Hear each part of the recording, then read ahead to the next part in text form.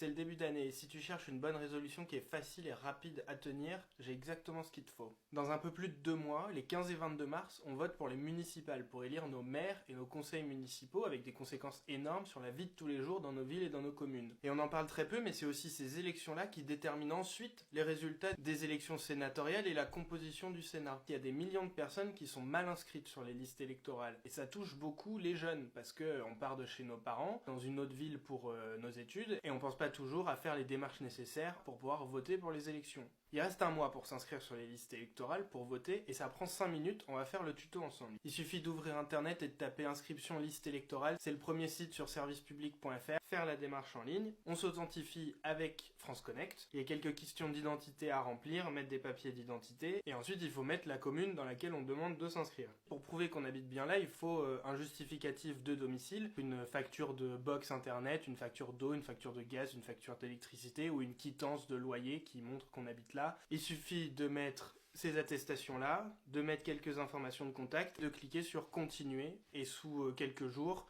la mairie nous renvoie une validation et c'est possible d'aller voter en mars. Une des particularités de l'élection municipale, c'est que les citoyens de l'Union européenne qui habitent en France ont le droit de voter à ces élections locales en justifiant de la même manière du fait qu'ils habitent dans la commune. Voilà, c'est super facile, ça prend 5 minutes de s'inscrire, mais une fois que c'est fait, les 15 et 22 mars prochains, on peut aller voter pour des villes et des villages de gauche partout en France.